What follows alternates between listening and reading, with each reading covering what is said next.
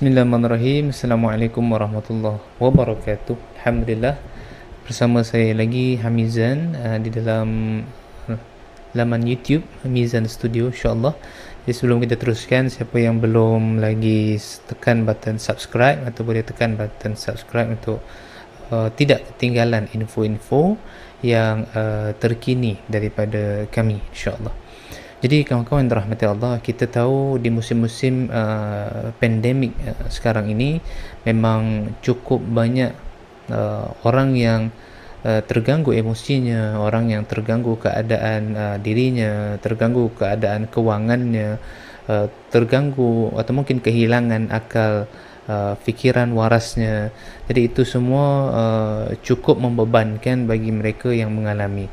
Alah, ini perkara kecil bagi kita, yang bagi orang yang tidak merasa atau berada dalam keadaan mereka ini, maka mudahlah bagi kita untuk berkata seperti itu. Tetapi sahabat-sahabat yang dirahmati Allah, tahukah anda bahawa ada beberapa perkongsian yang dikongsikan dan menurut saya cukup menarik untuk saya kongsikan kepada sahabat-sahabat semua, tentang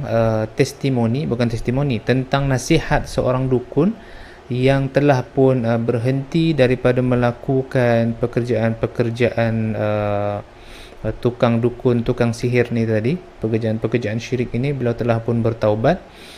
Nah, jadi beliau berkongsi kepada kita satu ilmu yang cukup banyak, cukup bermanfaat, insyaAllah, khusus bagi orang yang terkena gangguan atau orang yang terkena sihir dan lain sebagainya. Jadi insyaAllah sama-sama kita tonton video ini dan kita ambil yang baik daripada apa yang akan dikongsikan oleh tukang dukun nanti, insyaAllah. Sekarang bersama kita ada Mbah Agung. Beliau adalah mantan praktisi santet. Ya, jadi sekarang sudah nggak berprofesi lagi jadi dukun santet. Ya, kita sapa dulu ya. Assalamualaikum, Mbah. Dulu waktu bergelut dalam dunia santet, menjadi praktisi santet, itu berapa lama? Kurang lebih 10 tahun. 10 tahun ya? 10 tahun.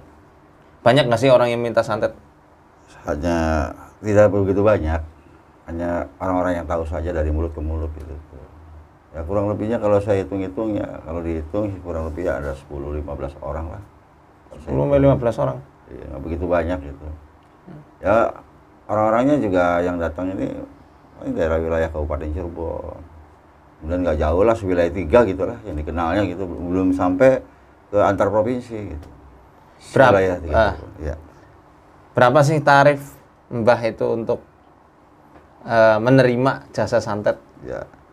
Waktu dulu itu ya hampir 30 juta. 30? 30 itu juta, sampai jadi meninggal apa sakit aja? tergantung permintaannya yang bersangkutan. Kalau memang yang bersangkutan ini mintanya si korban supaya meninggal gitu, ya kita segitulah 30 juta. 30 juta? 30 juta. Sampai itu meninggal ya? Kalau hanya sakit? Kalau sakit 15 juta. Karena berdasarkan kemampuan yang bersangkutan. Jadi sebenarnya orang mau melakukan santet ini butuh dana besar ya? Ya otomatis lah seperti itu. Nah ini jadi teman-teman sebenarnya jangan terlalu suuzon sama orang ya. Dikit-dikit santet. Apalagi yang dituduh saudaranya. Nah saudaranya orang yang pas-pasan ekonominya. Lah santet dari mana? Ya itu. Media santet yang biasa Mbah praktekkan itu pakai apa? Ya, pertama kita sediakan kelapa dugan, ada telurnya gitu. Kemudian juga ada kembang, kembang warna 3 gitu, dikasih air gitu kan. Ini mediasinya seperti itu. Kemudian juga yang bersangkutan itu bawa fotonya, mana yang dijadikan korban gitu kan. Harus ada foto, Pak. Seperti itu. Nah, nanti kalau sudah deal segala macam, tinggal tunggu aja sampai di rumah gitu. Dalam waktu dekat tuh langsung mereka itu sudah mulai terasa fisiknya gitu, sudah mulai melemah dan mulai lemah. Nah disitulah hasilnya seperti itu. Dan kemudian juga saya melakukan dengan alat yang ini. Apa itu? alat untuk boleh ya ditunjukkan ke semacam kamera. tubuhnya seseorang. Lewat kita jarum itu. Misalnya kita tusuk apanya nih, perutnya tuh. Ya. Nah ini alat seperti ini contohnya ya. Oke. Atau boleh saya pakai? Boleh, Pak? Ini bentuknya macam jerami. Jerami. Memang jerami ya. Jerami betul. Boneka dari jerami. Jadi sebenarnya film-film voodoo yang menyantet itu betul ya? betul. Pakai media-media begini. Begitu, Pak. Kenapa kok harus jerami? Ya, Yang jadi karena media ini boneka ini. dari guru sayanya seperti itu, Pak. Harusnya pakai seperti itu. Lebih oh jadi Iya, syarat ya. Iya, syaratnya seperti itu. Ini kan ada gurunya juga kita kan seperti itu. Apakah boneka jerami ini nanti ditempelkan di foto orang yang hendak disantet atau enggak? Enggak, terpisah. Terpisah? Di sebelahnya kembang aja udah. Ya kembang media sekembang yang sebelahnya gitu. Seperti itu. Dan begitu juga bukan hanya ini saja, ini kan untuk tubuh manusianya apa ya, korbannya ya. Kita pakai tusuk jarum. Juga ada juga saya lewat mediasinya pakai telur. Ada rambutnya gitu. Sekarang tanam di depan rumah. Apakah dia nanti usahanya itu hancur? Ada yang permintaan seperti itu juga. Telurnya itu ditanamnya di mana, Pak? Ya di depan rumah. Rumah si peminta apa korban? Rumahnya korban.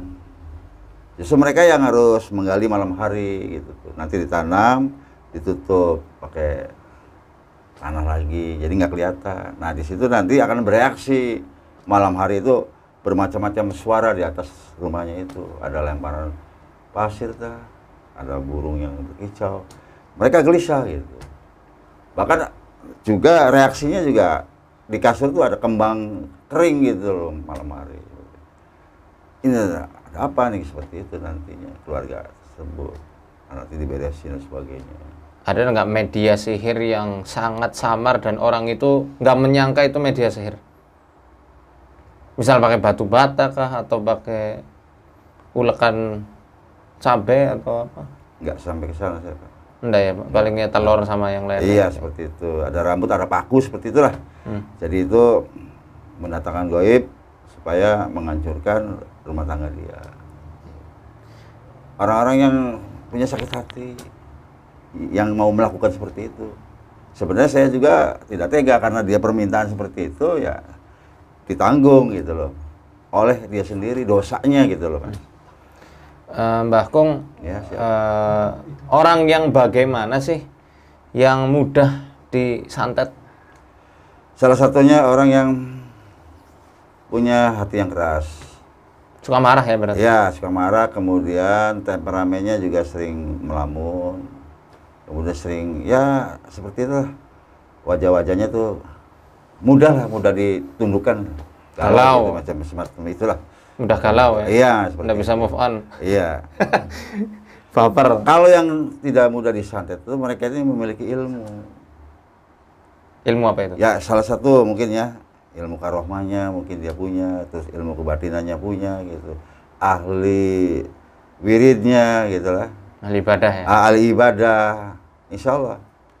Itu kekuatan jin yang saya kirim itu menolak, mental gitu otomatis. Mbah, ada ndak efek santet yang berbalik ke diri Mbah sendiri? Ada. Saya semakin terasa gitu, terasa lemas dan sebagainya. Akhirnya saya berpikir, saya nggak mau ambil risiko, saya lemparkan lagi kepada yang membelinya. Yang membeli santet? Membeli santet, otomatis. Efeknya apa yang bagi orang yang membeli itu?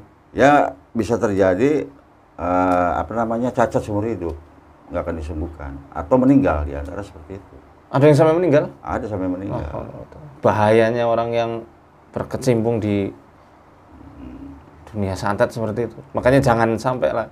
Anda jangan minta santet dari orang dan jangan juga menyantet orang lain.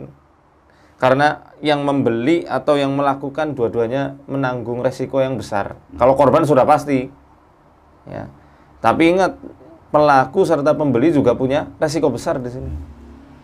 Seperti tadi yang saya jelaskan, wa yata'allamuna ma yadurruhum wa la yanfa'uhum. Itu firman Allah, saya cuma sampaikan. Mempelajari sesuatu yang hakikatnya menimbulkan madharat, tidak berikan manfaat. Mbah, dari kejadian itu Mbah ngerasa ditegur nggak sih sama Gusti Allah?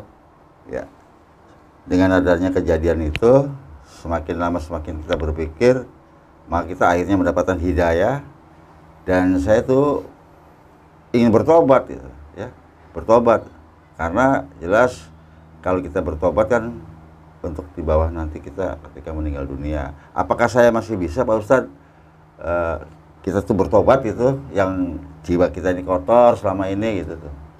Bagaimana Pak Ustadz?